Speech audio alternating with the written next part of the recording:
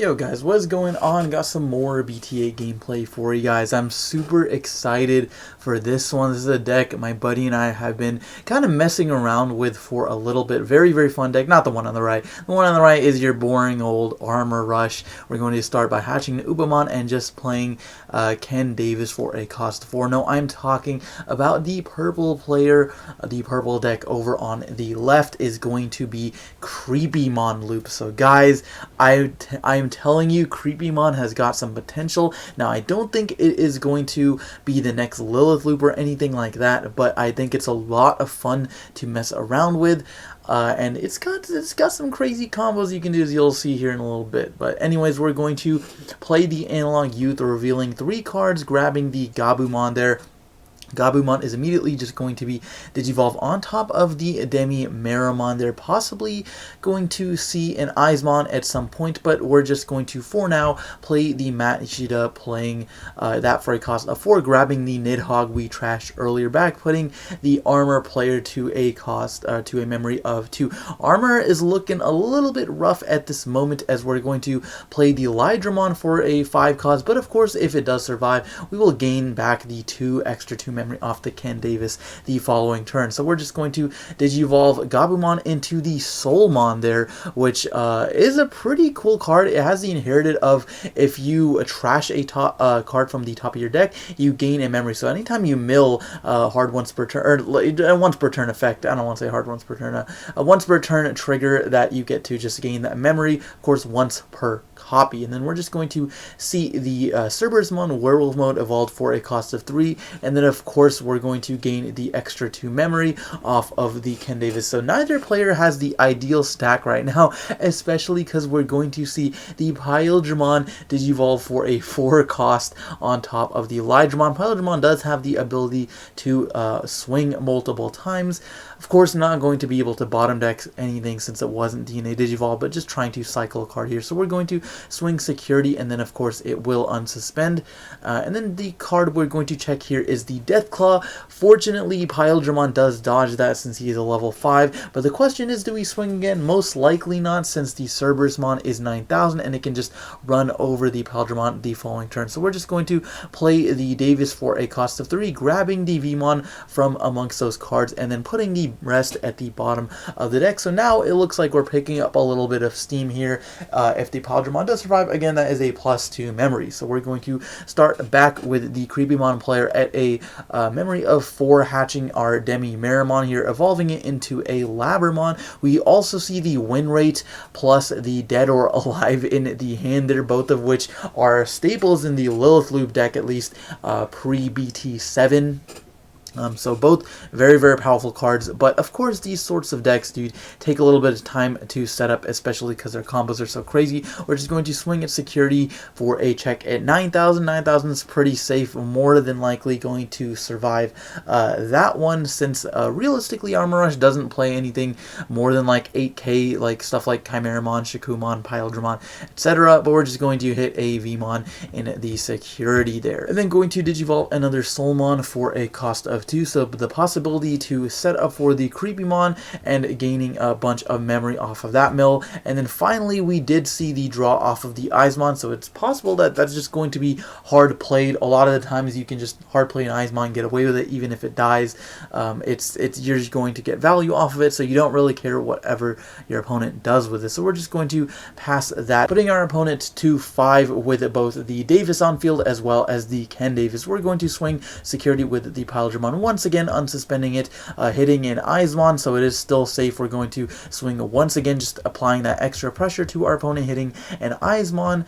Once again, that is not going to threaten the Pyledramon. So it's unfortunate that we're not getting any like Creepymons or high level Digimon, because the Pyledramon doesn't actually have jamming, as opposed to like in the Imperial deck, it pretty much all has jamming, so it doesn't usually matter what it hits. But regardless, it's not going to die. Then we're going to see the Veemon here played for a cost of 3, revealing some cards, and then grabbing any dual colored, I believe. That I can't remember if that's the dual colored or the free one, whichever one's the BT8 one. Regardless, we're going to take one of the armors there and setting up for lethal as well, and then going to Digivolve into the Flamedramon just to keep it safe from any like deletion effects, any death claws or anything. So he would have to death claw twice if he wanted to get rid of that Flamedramon. Then we're just going to put our opponent back to 3 since he's got the mat on field. But now we've got 3 Digimon in play.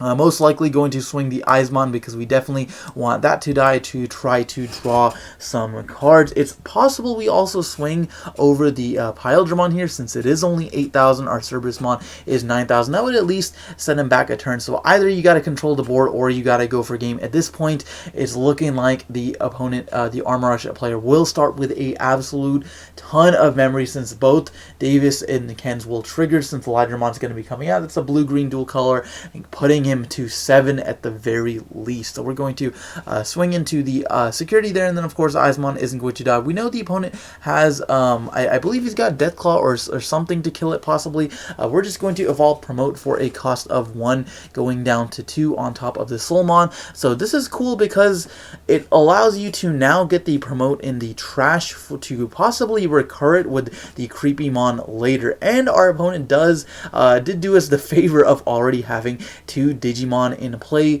that we can take advantage of with our Creepymon's effect that we finally drew into. We are just going to swing security with the Ginkakumon Promote. It is only 6,000, so there's a pretty good chance it'll die, and we are indeed going to hit a Magnamon in security, then drawing 1 off of the Demimeramon and discarding the Nidhogg there, being able to gain the memory, going back to 3 there, and then putting the Promote stack in the trash.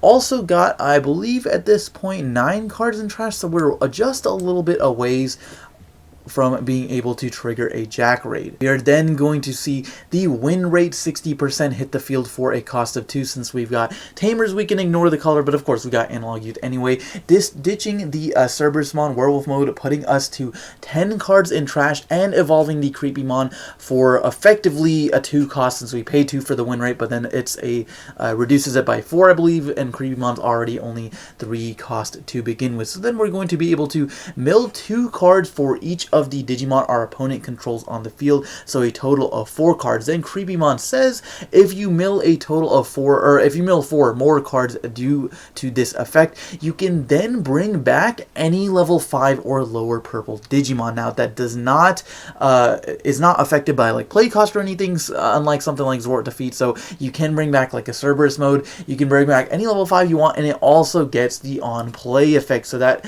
also comes up with something like Lucemon Chaos mode.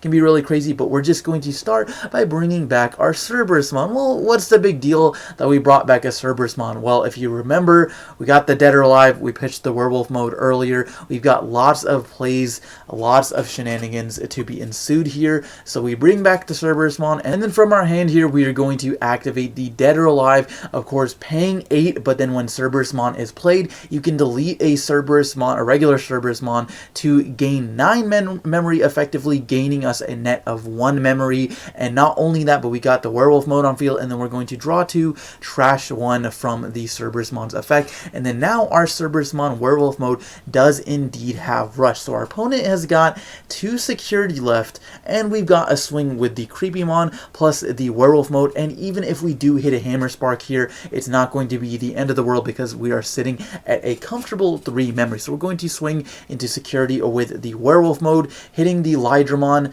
in security, and then of course we also have the option to Jack Raid potentially as well, since we've got, I want to say, like 11 or 12 cards in trash at this point. So you can see the potential for combos is pretty nasty here. Then we're going to swing security with the Creepymon, hitting an armor texture, which is a little bit unfortunate that our opponent gets value off of that, but it's really not going to be a big deal because we're just going to go into Creepymon number 2, flexing on our opponent with the Alt Art, milling 6 cards this time, and hitting another promote, opponent didn't even need to mill the total of 6 because we already had a promote in trash anyway. So anyways, then we're just going to bring back the promote and be able to swing for game. And that is going to be the Creepymon combo. So we had a lot of ways to extend as well. We Jack Ray to gain more memory, Matt to add stuff back, go into another Dead or Alive. So there, guys can see there's some potential in this deck. Look forward to a list coming soon. But guys, that's going to be the video. Thank you for watching, and we'll see you next time.